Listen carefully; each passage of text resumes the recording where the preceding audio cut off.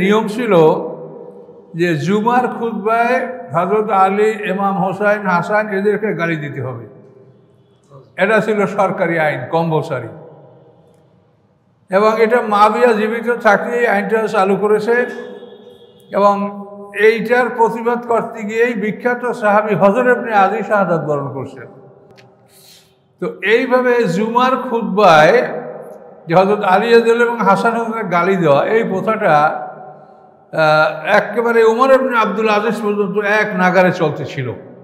কিন্তু ওমর ইবনে আব্দুল আজিজ 99 থেকে 101 কেজি উনি যখন দায়িত্বভার গ্রহণ করলেন, তখন উনি ঘোষণা করলেন, একেবারে সরকারিভাবে চিঠি ইস্যু করলেন সমস্ত প্রাদেশিক গভর্নরদের কাছে, জামে মসজিদগুলিতে, যে এই গালিগালাজ আর করা যাবে না। তারপরে তোমরা এই আয়াতটা সেখানে বলো, এই আয়াত, ইন্নাল্লাহা ইয়া'মুরু বিল আদলি ওয়াল ইহসান ওয়া ইতা'i যিল কুরবা ওয়া ইয়ানহা আনিল ফাহশাই ওয়াল মুনকারি ওয়াল বাগই ইয়া'iযুকুম লা'আল্লাকুম তাযাক্কারুন। এই আয়াতটা ওই সময় খুতবার মধ্যে ঢুকেছে। এই বিষয়গুলি খুবই মর্মান্তিক। সমাজের ওলামারা বলেন যে সাহাবীদের যারা সমালোচনা করে তারা হকপথে নাই, তারা বিপথে চলে গেছে। এই কথা বললে তারা এই মুআবিয়া সম্বন্ধে যদি আমরা ইতিহাসটা বলি, বা যারা ইতিহাস বলেন বা যারা এটা লিখেছেন, তাদেরকে উলামায়ে কেরাম বলে যারা সাহাবায়ে কেরামদের সমালোচনা করছে, এরা হকপন্থী নয়। তাহলে এখন মুআবিয়া যে 60 বছর পর্যন্ত জুমার খুতবার মেম্বারে এটা করলো, তার কথা কি তারা একদিনও বলেছেন যে মুআবিয়া সাহাবীদের সমালোচনা করছে? হযরত আলী রাদিয়াল্লাহু আনহু, হাসান ও আলীর চেয়ে যে বড় সাহাবী কে আছে বলেন? যে আলী রাদিয়াল্লাহু আনহু 10 বছর বয়সে ইসলাম গ্রহণ করছেন এবং ওর থেকে মরণ পর্যন্ত, আল্লাহ রাসূলের ইন্তেকাল পর্যন্ত রাসূলের কাছে ছিলেন এই সাহাবী হযরত আলী। সাহাবীদের সমালোচনা, হযরত আলী রাদিয়াল্লাহু সমালোচনা করা, এটাকে সমালোচনা হলো না। মুআবিয়ার ব্যাপারে যদি আমরা তো এমনি মুআবিয়ার কথা আপনাদেরকে বলি না কখনো, যখন ইতিহাসটা আসছে আমি বলতে বাধ্য। আমি তো সত্যকে লুকাতে পারবো না। সত্যকে লুকাইলে তার উপর আল্লাহ লানত হয়, কোরআনে বলা আছে। চ্যানেলটি সাবস্ক্রাইব করে আমাদের সঙ্গেই থাকুন। বিসমিল্লাহির রহমানির রহিম। ইন্নাল্লাহা ইয়া'মুরু বিল আদলি ওয়াল ইহসান ওয়া ইতা'i যিল কুরবা ওয়া ইয়ানহা আনিল ফাহশাই ওয়াল মুনকারি ওয়াল বাগই ইয়া'iযুকুম লা'আল্লাকুম তাযাক্কারুন। আয়াতের তরজমা। আল্লাহ তাআলা তোমাদেরকে আদেশ করেন ন্যায় বিচার করার জন্য, ইহসান এবং পরোপকারের জন্য, বা ইতাই যিল কুরবা এবং নিকটতম আত্মীয় স্বজনদেরকে দান করার জন্য, এগুলি আল্লাহ আদেশ করেন। ওয়ায়ানহা এবং তিনি নিষেধ করেন মিনাল ফাহশা অশ্লীল কাজ হতে, অল মুনকার এবং শরিয়ত বিরোধী কাজ হতে, অল বাগী এবং বিদ্রোহ করা হতে। ইয়াইজুকুম আল্লাহ তোমাদেরকে নসিহত করছেন, লাআল্লাকুম তাযাক্কারুন সম্ভবত তোমরা উপদেশ গ্রহণ করবে। এই আয়াতটা জুমার খুতবায় পড়া হয়, শেষ খুতবায়, আপনারা জানেন। তো এই আয়াতটা জুমার খুতবায় পড়া শুরু হয়েছে উমর ইবনে আব্দুল আজিজ রহমাতুল্লাহ আলাইহির জমানায়।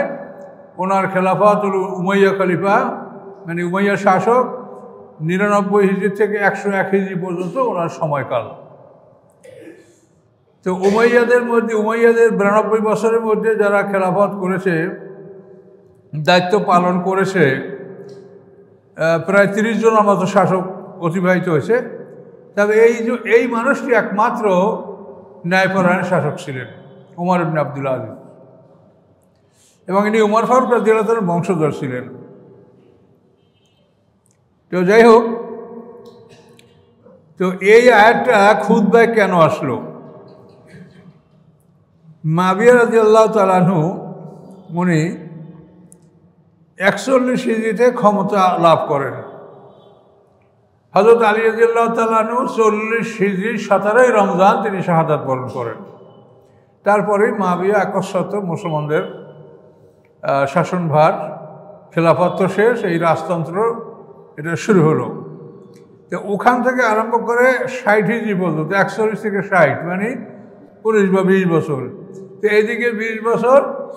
তো এরপরে মুআবিয়ার পর থেকে আরম্ভ করে ওমর ইবনে আব্দুল আজিজ পর্যন্ত 100 হিজরি ধরেন, 100 হিজরি, তাহলে এই 40 থেকে 160, এখানে 60 হয়। তো এই সময়টার মধ্যে নিয়ম ছিল যে জুমার খুতবায় হযরত আলী, ইমাম হোসাইন, হাসান এদেরকে গালি দিতে হবে।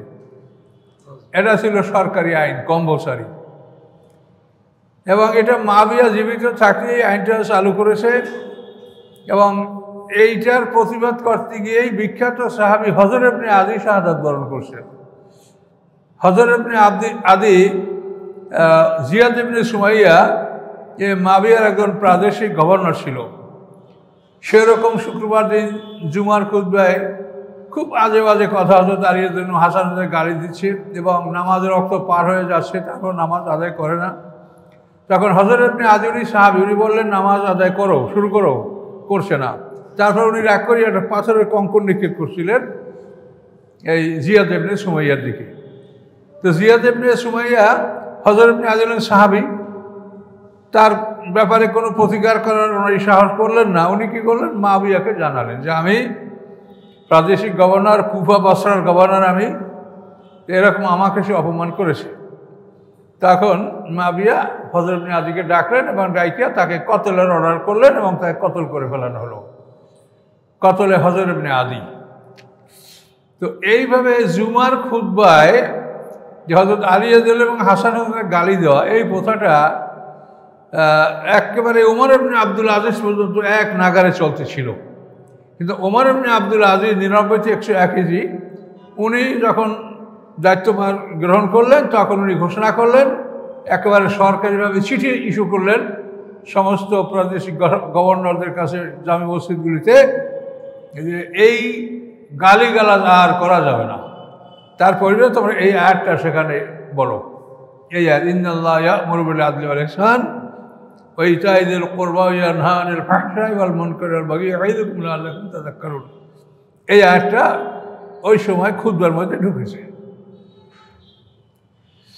তো এগুলি আপনাদের জানা দরকার। তার কারণ আমরা মুসলমানরা তো পৃথিবীটা এতই ব্যস্ত যে আমাদের কারো কোনো সময় নাই, কিন্তু সময় আপনাকে বের করতে হবে। ইহকালের জন্য আপনারা একজন জাপান, জার্মান, অস্ট্রেলিয়া, ইটালি যাওয়ার জন্য জীবন শেষ করেন 50, 60, 70, 80, 100 বছর জীবনের জন্য। তো মরার পরে আপনার দ্বিতীয় জীবন, আমার দ্বিতীয় জীবন, যেখানে একটা দিন হবে 1000 বছরের সমান এবং হাজার হাজার কোটি বছর আমাদের বেঁচে থাকতে হবে, সেই জীবনের জন্য আপনারা মোটেই সময় ব্যয় করতে রাজি না। যে কয়জন রাজি আছেন তারা তো অন্তত এখানে আসেন, কিন্তু এই মসজিদে তো আপনাদের এসে তারও দ্বিগুণ লোক ছিল, বা আরও বাইরে আরও লোক আছে। সবার জন্য তো 2টা জীবন না, আমাদের এই কয়জনের জন্য, কি বলেন? সবার জন্য 2টা জীবন। তাহলে সেই যে জীবন, যেটা সবচেয়ে লম্বা জীবন, সেই জীবনের জন্য আমরা কী করছি? এই জন্য এই বিষয়গুলো আপনাদের জানা দরকার যে ওমর ইবনে আব্দুল আজিজ খুতবার মধ্যে এই আয়াতটা ঢুকাই দিয়েছে। এরপরও খুতবার মধ্যে এখনও কোনো কোনো খুতবায় অনেক কথা আছে যেগুলি থাকা উচিত না। যেমন কোনো খুতবে আছে আর সুলতান জিল্লুল্লাহ, সুলতান হচ্ছে, বাদশাহ হচ্ছে আল্লাহ ছায়া, মান আহানা সুলতান আল্লাহ ফাকাত আহানাহুল্লাহ। বাদশাকে যদি কেউ অপমান করে, আল্লাহ তাকে অপমান করবে। এগুলো হয়তো কোনো কোনো খুতবে এখনও আছে, আগে ছিল, এখন এটা আল্লাহ বলছে এগুলো বাদ, রাজার পক্ষে খুতবা দেওয়া। তো এই বিষয়গুলি খুবই মর্মান্তিক। সমাজের ওলামারা বলেন যে সাহাবীদের যারা সমালোচনা করে তারা হকপথে নাই, তারা বিপথে চলে গেছে। এই কথা বললে তারা এই মুআবিয়া সম্বন্ধে যদি আমরা ইতিহাসটা বলি, বা যারা ইতিহাস বলেন বা যারা এটা লিখেছেন, তাদেরকে উলামায়ে কেরাম বলে যারা সাহাবায়ে কেরামদের সমালোচনা করছে, এরা হকপন্থী নয়। তাহলে এখন মুআবিয়া যে 60 বছর পর্যন্ত জুমার খুতবার মেম্বারে এটা করলো, তার কথা কি তারা একদিনও বলেছেন যে মুআবিয়া সাহাবীদের সমালোচনা করছে? হযরত আলী রাদিয়াল্লাহু আনহু, হাসান ও আলীর চেয়ে যে বড় সাহাবী কে আছে বলেন? যে আলী রাদিয়াল্লাহু আনহু 10 বছর বয়সে ইসলাম গ্রহণ করছেন এবং ওর থেকে মরণ পর্যন্ত, আল্লাহ রাসূলের ইন্তেকাল পর্যন্ত রাসূলের কাছে ছিলেন এই সাহাবী হযরত আলী। সাহাবীদের সমালোচনা হযরত আলীর জন্য সমালোচনা করা এটাকে সমালোচনা হলো না। মাবিয়ার ব্যাপারে যদি আমরা তো এমনি মাবিয়ার কথা আপনাদেরকে বলি না কখনো, যখন ইতিহাসটা আসছে আমি বলতে বাধ্য। আমি তো সত্যকে লুকাতে পারবো না, সত্যকে লুকাইলে তার উপর আল্লাহ লানত হয়, কোরআনে বলা আছে। তাহলে এখন আমাদের আলেম সমাজদের এটা অবস্থা, আমি খুব দুঃখের সহিত বলতেছি। তারা কখনোই এটা বলে না যে মাবিয়া 60 বছর পর্যন্ত সাহাবীদেরকে গালি দিয়েছে। মাবিয়াকে আমরা বলি কেন?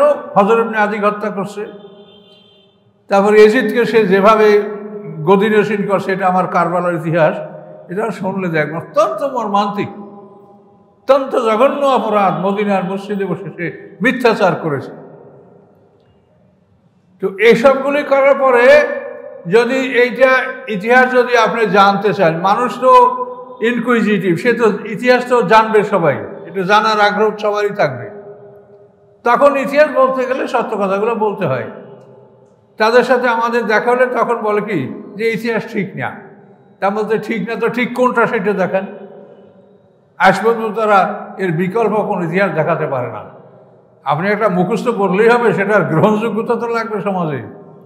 আপনি এই ইতিহাসের বিপক্ষে কি বলতে চান, কেউ গ্রহণ করবে না। তাহলে এখন এই বিষয়গুলি সম্পর্কে আমাদের সতর্কতা অবলম্বন করা উচিত। আমরা আলেম ওলামা আমাদের সত্য বলার অভ্যাস করা উচিত, তাহলে আমাদের কঠিন অবস্থা হবে। 50,000 বছরের সমান বিচার হবে। এই বিচারে আলেম, ধনী, বিচারক, শাসক, এদের বিচারেই সময় পার হবে অনেক। সাধারণ মানুষের অতটা কঠিন বিচারের সম্মুখীন সাধারণ মানুষ হবে না, আমরা হব। বিচারকরা হবে, ধনীরা হবে। কোথা থেকে সম্পদ আয় করছো, কোথায় ব্যয় করেছো? তোমার সম্পদের মধ্যে আমি গরিবের অংশ রেখেছিলাম, তুমি কি সেই অংশটা গরিবকে দিয়েছো? না সব এক এক ভোগ করছো আর আনন্দ করছো পৃথিবীতে? তিলে তিলে আল্লাহর কাছে হিসাব দিতে হবে, মনে রাখবেন। কাজে এই জন্য আল্লাহর কোরআন যা বলে এটা আপনারা শোনেন, ভাগ্য আপনাদের ভালো, এবং আপনারাও যেটুক পারেন সেটুক মানুষকে বুঝাবার চেষ্টা করেন। তাহলে এই আয়াতটা খুতবার মধ্যে আপনারা পাবেন যে সমস্ত ইমামরাই এই আয়াতটা এখন পরে। এটা উমর ইবনে আব্দুল আজিজ রহমতুল্লাহ আলাইহি তিনি এটা প্রবর্তন করেছেন। তার খেলাফত আমল হলো 99 হিজরিতে 101 হিজরি, এবং তিনি বেশি সময় টেকতে পারেন না। যেন ওরা তো রাজতন্ত্র, উনি যদি শেষ পর্যন্ত দায়িত্ব পালন করতে পারতেন হয়তো এমন হতে পারত যে রাজতন্ত্রটাকে উনি বিলুপ্ত করতেন। এই ভয়তে শেষ পর্যন্ত তার বংশের লোকেরা তাকে গুপ্ত হত্যা করেছে। উমর ইবনে আব্দুল আজিজ মাত্র এতটুকু সময় উনি খেলাফতের দায়িত্ব পালন করছেন। এখন যাই হোক, নাই তো তারা কেউ। গেছে উমাইয়া, তারপর আব্বাসিরা 524 গেছে তারা, এরপর আছে অটোমান সাম্রাজ্য 620 বছর পরে গেছে তারা। কেউ তো থাকে নাই, আমরাও তো থাকবো না। তাহলে আমরা কেন মিথ্যার আশ্রয় নিচ্ছি দুনিয়ার স্বার্থের জন্য? পৃথিবীটা এখন রাজতন্ত্র, আর রাজতন্ত্রবাদীদের কাছেই পৃথিবীর সব সম্পদ।